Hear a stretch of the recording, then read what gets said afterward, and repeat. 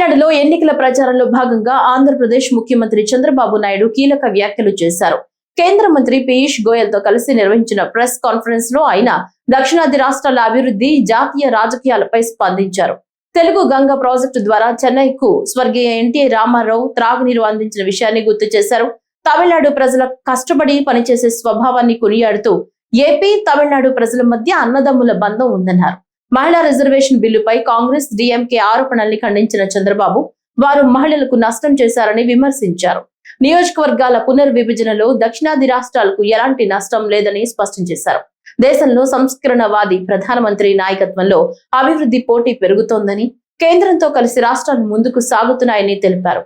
తమిళనాడులో అభివృద్ధి ఆగిపోయిందని, శాంతి భద్రతలు, మహిళలపై నేరాలు, డ్రగ్స్ సమస్యలు పెరిగాయని ఆరోపించారు.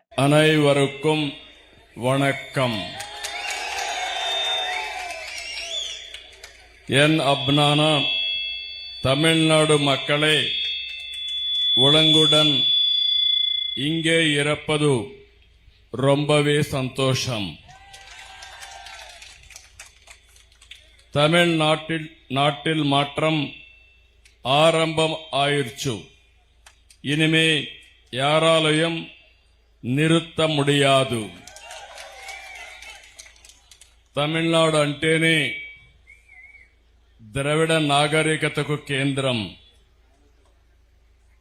ఇక్కడ చూస్తే పల్లవ, చేర, చోళ, పాండ్య లాంటి రాజు వంశాలు పాలించిన గొప్ప నేలది, ఒక పుణ్య భూమి అని చెప్పి కూడా నేను మీకు తెలియజేస్తున్నా. ఇంకొక పక్క అన్ని భాషల్లోకెల్లా తమిళ భాష అతి ప్రాచీనమైన భాష. ఈ భాష మీద మీకుండే అభిమానం చూస్తే ఏ భాషకు లేనంత అభిమానం తమిళ భాషకు ఉండడం గర్వ కారణం అని చెప్పి మరొక్కసారి విజ్ఞప్తి చేస్తున్నారు. అందుకని నరేంద్ర మోడీ గారు కూడా చాలా స్పష్టంగా చెప్పారు, మాతృభాష, తల్లి భాష, ఏ భాష అయితే ఆ భాషలోని పిల్లల్ని చదివిస్తే విద్య బాగా అబ్బుతుందని చెప్పిన వ్యక్తి నరేంద్ర మోడీ గారని చెప్పి కూడా మరొకసారి విజ్ఞప్తి చేస్తున్నాను. బ్రిటిష్ పాలనలోనే తమిళనాడుకు ఒక ప్రత్యేకత ఉంది. మెడ్రాస్ ప్రెసిడెన్సీ, దక్షిణ భారతదేశంలో ఉండే అన్ని రాష్ట్రాలు చెన్నైకే రావాలి. ఈరోజు చెన్నై, ఆ రోజు మెడ్రాస్. నేను కూడా అక్కడికే వచ్చేవాడిని. మీ అందరి ప్రియతమ నాయకుడు ఎన్టీ రామారావు గారు చెన్నైలోనే ఉండి ఒక మహానాయకుడిగా ఎదిగాడు.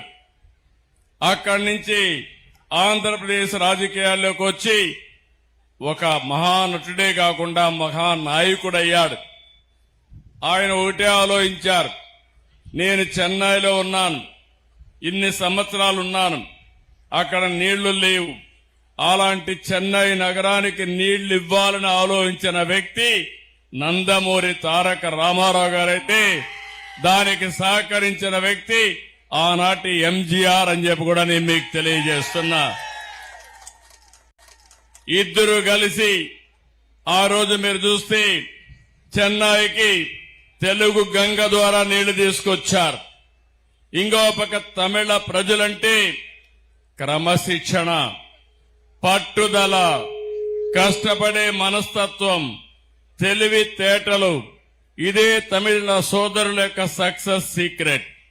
ఏ రంగం చూసినా, ఏ దేశంలో చూసినా ఒకప్పుడు తమిళులే ఉండేవాళ్లు.